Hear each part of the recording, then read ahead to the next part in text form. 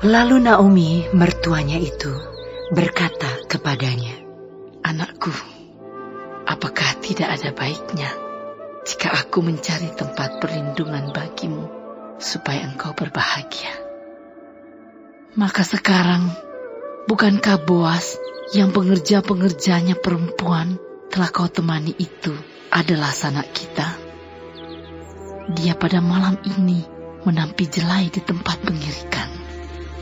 Maka mandilah dan beruraplah. Pakailah pakaian bagusmu dan pergilah ke tempat pengirikan itu. Tetapi janganlah engkau ketahuan kepada orang itu sebelum ia selesai makan dan minum. Jika ia membaringkan diri tidur, haruslah engkau perhatikan baik-baik tempat ia berbaring. Kemudian datanglah dekat, singkapkanlah selimut dari kakinya dan berbaringlah di sana. Maka ia akan memberitahukan kepadamu apa yang harus kau lakukan." Lalu kata Rut kepadanya, "Segala yang kau katakan itu akan kulakukan." Sesudah itu pergilah ia ke tempat pengirikan, dan dilakukannya lah tepat seperti yang diperintahkan mertuanya kepadanya. Setelah Boas habis makan dan minum, dan hatinya gembira, datanglah ia untuk membaringkan diri tidur pada ujung timbunan jelai itu. Kemudian datanglah perempuan itu dekat dengan diam-diam. Disingkapkannya lah selimut dari kaki Boas, dan berbaringlah ia di situ. Pada waktu tengah malam, dengan terkejut terjagalah orang itu. Lalu meraba-raba ke sekelilingnya, dan ternyata ada seorang perempuan berbaring di sebelah kakinya. Bertanyalah ia, "Siapakah engkau ini?" Jawabnya, "Aku Rut, hambamu.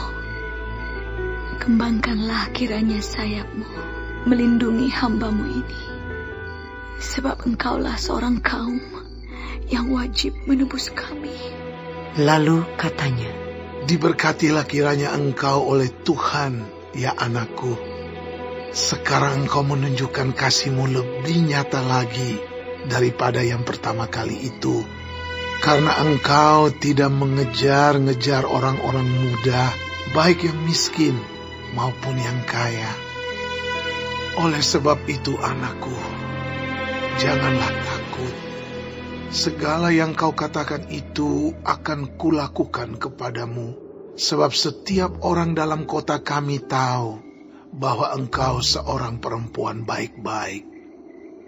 Maka sekarang, memang aku seorang kaum yang wajib menebus, tetapi walaupun demikian, masih ada lagi seorang penebus yang lebih dekat daripadaku. Tinggallah di sini malam ini, dan besok pagi, jika ia mau menebus engkau, baik, biarlah ia menebus.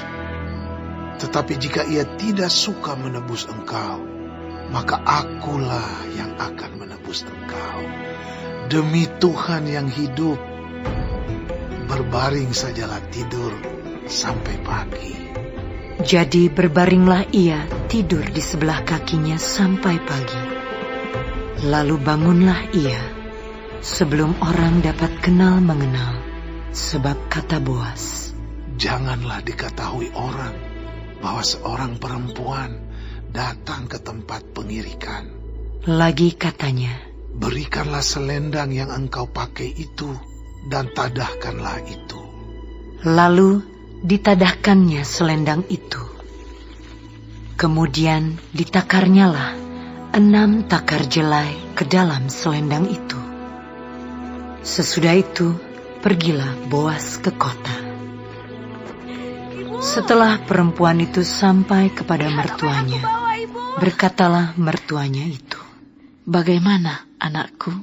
Lalu diceritakannya semua yang dilakukan orang itu kepadanya, serta berkata, "Yang 6 takar jelai ini diberikannya kepadaku, Sebab katanya, engkau tidak boleh pulang kepada mertuamu dengan tangan hampa.